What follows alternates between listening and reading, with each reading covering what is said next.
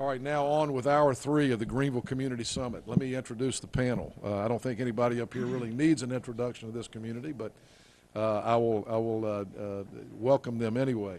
To my far right is the Chancellor of East Carolina University, Dr. Steve Ballard. Next to him and to my right here is Barbara Lipscomb, the City Manager of Greenville. To my left is the President of Pitt Community College, one of the largest community colleges in the state of North Carolina, Dr. Dennis Massey. And to his left is Greenville City Councilman at Large, Dr. Calvin Mercer. Good to have all of you this morning. Did I get that right? Yes, sir. Yeah, we never call you Dr. Calvin Mercer. So. This is going to be fun to talk about. This community is so fortunate.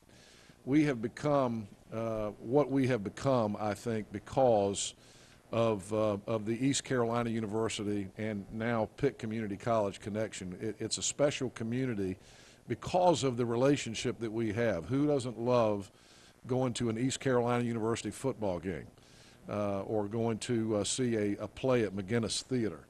And it's an important relationship that we have, and it is perhaps the relationship that makes Greenville unique. So I want to give each one of these folks an opportunity to talk about their perspective on their particular area of higher education and its involvement here in the Greenville community. And Chancellor Ballard, since you're to the far right there, I'll start with you. Pull that microphone up as close as you can there.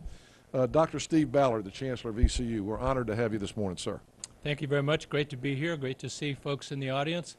Let me thank my colleagues all to my left here for the partnerships that we've had together in so many different areas. It makes a huge difference, and it doesn't matter whether you're talking about some of the big issues that we always have to deal with. Safety comes to mind. There's probably no issue more important to our parents and our students than the safety of our environment and our community. We feel like we've had great partnerships working with everybody here, and especially the city, to deal with that. But at a larger level, let me just step back and say that these partnerships make a huge difference. The best thing I think that can happen to this community is to have a really vibrant educational system that is growing, is well respected within the University of North Carolina system, has 27,000 students, and so that we're all committed to the success of those 27,000 students. If we do that, I think a lot of good things are going to happen. A few little glitches can occur along the road that we have to deal with, but our success as an educational institution is really dependent upon attention to those 27,000 students and whether they're progressing along in their educational way. I'll just say one more thing, and that is we've had really dozens of discussions in my 10 years here about how to make a bigger difference for the community. We think many of those ideas have really borne fruit. The one that comes to my mind is the Intergenerational Center on 4th Street. It was a huge partnership between Pitt Community College and the City of Greenville. We think it's one of the more difficult enterprises to really make successful because it's in an area that has some challenges. But we think that partnership has been a huge benefit to Greenville and to West Greenville, and it's been recognized nationally as a national award winner for making a difference for neighborhoods. So that's at the heart of our mission at East Carolina University. Our mission is to be a national leader in public service and regional transformation, and those kinds of things, the Intergenerational Center and dozens of others like it, I think make a huge difference. But that's none of that could happen well or be successful if it weren't for the partnerships that we've enjoyed. So thank you. Thank you, Chancellor Ballard. Now the opening comments from our city manager, Barbara Lipscomb. Barbara, thank you for being here this morning. And thank you so much for asking me. Henry had asked me some time ago to come on his radio show, and I hadn't gotten around to it. So I guess this morning I'm here. You thought it would be safer with all these other people up here, didn't you? Probably so. I am really excited about Greenville and the times that we're in right now, and the collaborative partnerships that we have with the educational institutions at ECU and Pitt Community College. I want to talk a few minutes, though, about some things that we're doing right now. things that will come to fruition, we hope, in the next few months. We have been working diligently with the university and Pitt related to Technology Transfer Center and trying to develop something in our community in the downtown central core and the Dickinson corridor to revitalize that area. And this is the kind of thing that cities and universities and communities have done all across the country, and that is to partnership in order to improve the community and build the community and enhance the community. And so it's a very exciting prospect for us to continue down this journey together and to look at models that other communities have gone ahead of us and done. I have a little experience at the University of Florida. I worked with the university there for about 5 years, and we did joint master planning that led to a large innovation hub there. And there are other examples, Duke over in Durham in North Carolina, and at the University of Georgia in Athens and Clark County there. Some of the other projects that we're doing related to economic development and community building include the Veterans Reentry Training Program that we're pioneering.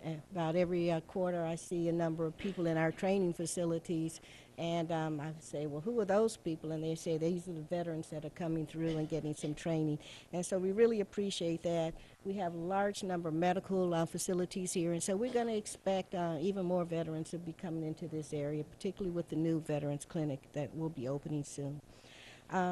We have a number of initiatives related to entrepreneurship. Many of you may not know, but the city has a business planning competition on a regular basis. I think we take applications about every quarter or so. But we've invested over $300,000 in those new companies that are looking to start up and to hopefully locate in Greenville and grow. And so we work with both the colleges in terms of those business competitions, as well as in the area of workforce training. And because we have the large number of undergraduate students here too and graduate students, we also continue to work with the colleges in terms of internships and providing real life experiences for them. We have some of the students, they do water quality testing for us, surveys, and we allow them to use our city departments and some of our city programs for their capstone projects. And so I think that we benefit as well as the students and the faculty benefit. And so those are my comments. Okay, Barbara. So it's a great partnership. Thank you very much. Let's go to the president of Pitt Community College, Dr. Dennis Massey. Dennis, pull that microphone closer if you would. Thank you very much, Henry. Thank you for being here this morning. It's Well, great it's to a see you. pleasure. I feel very comfortable here. It seems like the campaign continues. You know, the fall we were quite actively involved in the bond referendum for Pitt County residents, and that was successful. We had a 64% approval rate, and I think that's an index of the kind of support that we have from our area. Pitt County is a growing county. It's one that requires us to work together cooperatively, and I think we have that advantage over some other metropolitan areas in this state. We are particularly pleased to be an active part of the growth. We've had a significant increase of enrollment over the last few years. Right now we have 23,000 students taking classes, both credit and non-credit, in the past year at Pitt Community College. And I think one thing that distinguishes us a bit is we are Pitt County's institution of higher education. We have so many local residents who are taking advantage of our programs, both short-term and long-term. And we also are a little bit of a magnet, just like East Carolina University is, for Eastern North Carolina. And I think it's important that we show the leadership and the dynamism that will bring us forward, particularly in competition with some other parts of the state. Our partners are very valuable to us. We're a little bit of a middle person between the public schools and the university. between people who are looking for work and looking to better themselves and the employers that are such an important part of our community. Our linkages with employers are probably our most important thing. During the recession, we were very, very pleased at the response that we had from employers and for potential employees on how we can get together fashion programs that will prepare them for the workforce of today and tomorrow and move forward. And Pitt Community College was strong in that transition. Now we've come out of that a bit, and I think that we have a lot of really good things to look forward to. Our unrealized potential of people in our community is enormous. People think, well, Pitt Community College is big already. Why do you need to extend your access to more people? That is so important, and it's such an important part of the mission of the community colleges, which is to provide an open door, opportunity for people to better themselves. And what we're focusing on, Henry, is not only getting them in that door, but getting them through to completion of degrees and certificates that will prepare them for the jobs that we all need, from the blue-collar jobs like heating and air conditioning and machining technology and automotive technology, to those very high-tech jobs in biotechnology and health sciences. We know that's such an important part of our community. So we are very pleased to be an active partner. We work as a catalyst with other entities, and thank you so much for having me here today. Thank you for being here. And Pitt Community College, Dr. Massey, third largest, is that right? No, we're actually seventh largest Okay. of the state, but if you look at the Greenville metropolitan area, it's down the list a little bit from that. So we feel we're capitalizing on the opportunities that we have here. And as I said, we are a hub for Eastern North Carolina. I think that's important. And how many total students? We have 23,000 students. Wow. We had just over 9,000 credit students enrolled in the most recent semester. All right, thank you, Dr. Dennis Massey.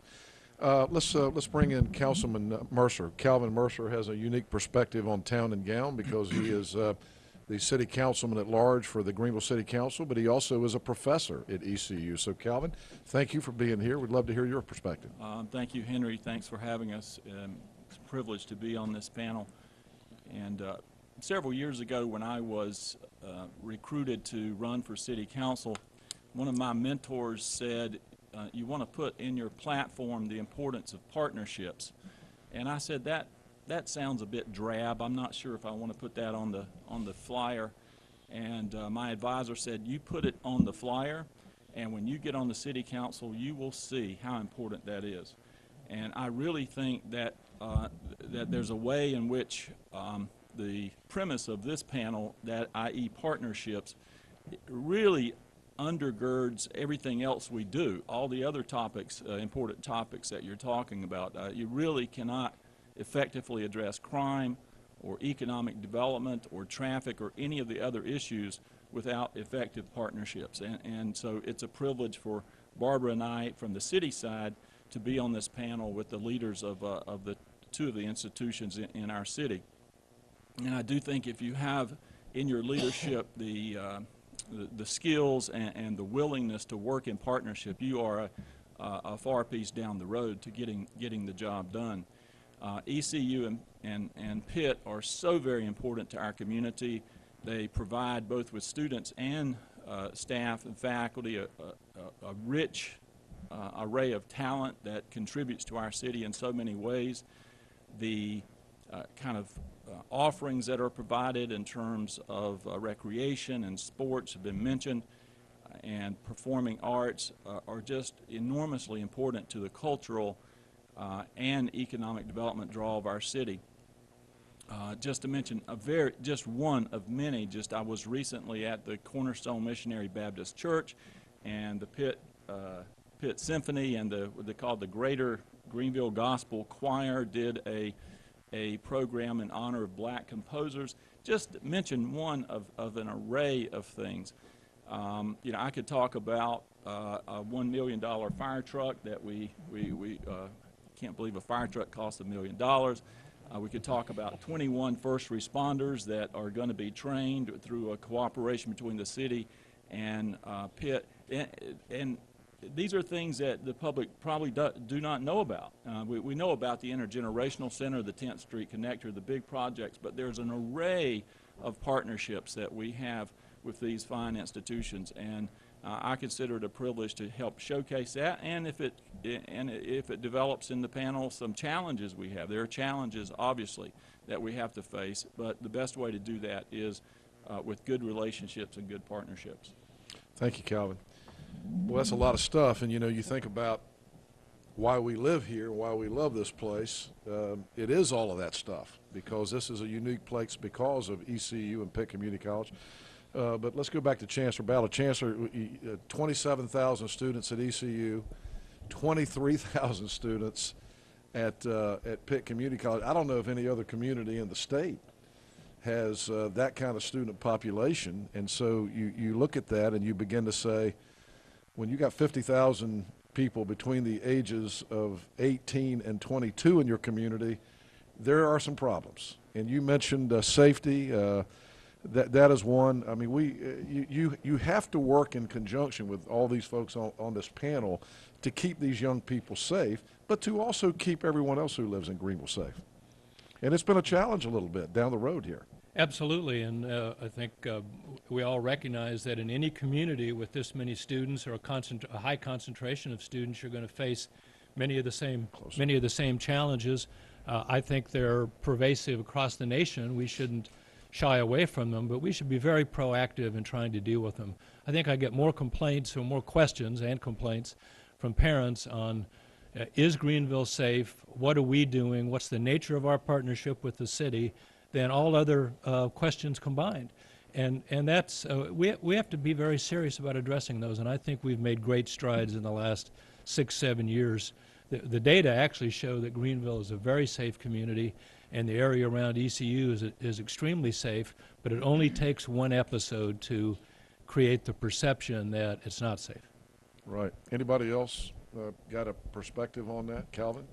Well, obviously, in terms of the challenges, when you have a student population, how to effectively integrate that with a single-family housing community is obviously a challenge, and one that we're in the midst of trying to sort out right now. And it's a challenge, but it's not unique to our city.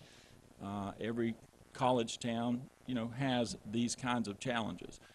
But I do believe with good partnership, with an open discussion and bringing all the stakeholders at the table, we can address these problems. There's no question about it. And in one sense, they're good problems to have, in the sense that we are a growing city and we do have these institutions in our midst that are economic drivers and cultural advantages.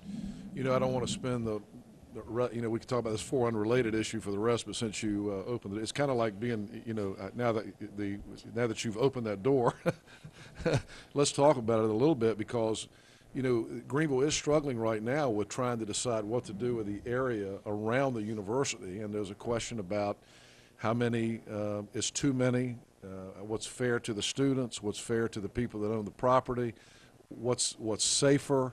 And everybody has a different perspective on that. And Barbara, why don't I throw it to you? I know Calvin and I were just sharing some information with each other last week. Chapel Hill right now is looking at, there are people in Chapel Hill, including the student government president, who's just come out and asked the city council in Chapel Hill to look at having 6 unrelated people in a home. And so this is something that's being talked about. Not, you think it's unique to Greenville, but we're talking about going back from 4 unrelated to 3 unrelated in a home. This is something that everybody in the state, in these university communities, is dealing with right now. I dealt with this even when I was in Florida with the University of Florida. We had 60,000 college students there. I think every community has to find its way in some areas, and this is one that Greenville's going to have to find its way. I think that we've spent the last 6 months, up to a year, trying to improve the area around the community, the university. We've had extra code enforcement in the area. I've done additional sanitation, garbage pickups, et cetera, as the students churn every semester. We're trying to even find ways to pay for some of that extra service right now. And I think that one of the things that people need to understand is and realize is that the partnership is not just at this level. It's also all the way down into the working professionals that have to deliver the service. We have a number of town gown meetings that we explore solutions all the time. And when I had to hire a new police chief, as well as when the university had to hire a new police chief, we had representatives of each organization sit on the panel so that we have people who have like minds and who can cooperate and collaborate on these processes. And so, I think how many people you have if it's in a room or a rooming house, and what's the size of the rooming houses, that type of thing. All of those things are going to be local decisions that are going to be made locally. But I'd just like to reassure people that we are basically working very hard with the university to make sure that we have a great community and that we have safety and a safe, clean place for people to come and the students to be in our community. Again, this is such a hot topic. We could spend the whole hour on it. I don't want to do that, but I do want to give anybody else a chance that wants to speak on that. And I want to ask you one more question, Barbara. One of the things that you hear about this issue is code enforcement. If the city would enforce the current codes, we wouldn't have this problem. Is that an unfair assessment of the situation, or is that is it much more complicated than that? I think it's a little more complicated than that, and I don't know if people even understand what the codes are that are saying those things. And we have hired a new code enforcement supervisor. One of the things I've tasked him with is to take a look at our codes and see if we need to make some enhancements or so. But it's my understanding is our code enforcement officers are doing their duties. I check up on a number of things. In fact, I ride around. I call this my range. I ride around on the weekends myself. I look at different things. I send those concerns and complaints in. And in almost all cases, the code enforcement people have either been there and tried to work collaboratively collaboratively with the owner of the property to address the issue, or it's already in process. So the other piece of code enforcement, it is a very legalistic process. It does not, you cannot remedy the situation overnight.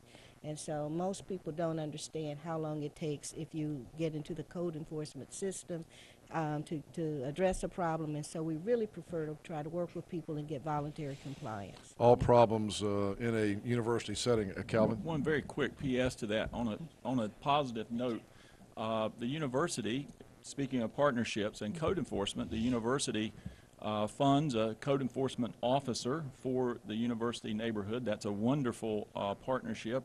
This was an idea that we got from Charlottesville, I think it was, and I think Mayor Pat Dunn brought it back and integrated it here. But that's an example of, doesn't solve all the problems, but it's an example of a great partnership that addresses code enforcement, which is a very important part of this whole question. Chancellor or Dr. Massey, any comments about the housing and the current discussion about how many is too many and students to have in one dwelling? I'm not going to comment on that, but Come on, I am Dennis, going you should to. answer that. you don't I wanna- think this I is your am question, Dennis. I am going to say a word about safety in a broader sense. Safety is really dependent on training of personnel. And the basic law enforcement training program that we offer, the Fire Academy, the partnership that we've shown with the city of Greenville and Pitt County municipalities has really added to the safety and the progressiveness of our area. And I have to also thank the city for their leadership with establishing the Emergency Operations Center on 10th Street. That has been a tremendous facility. We partnered with you on that, and it has been a great resource for bringing federal dollars. That's another thing we got to talk about, is what role we have, but certainly the university does and we do, in bringing state and federal dollars into our community. If you didn't have us, you would have a much less ample supply of resources, and the Emergency Operations Center is a good example of that, since I think that money came from FEMA. most of it. And so I think we work together to solve the problems, not only immediate but long term. I also want to say people may not realize that Pitt Community, it doesn't get a lot of attention sometimes, but Pitt Community College has one of the top in the state law enforcement training. You're training more police officers at Pitt Community College, I think, than anybody. And that's a great program that we don't hear a lot about at Pitt, so congratulations on that. And we'll be relocating that center shortly.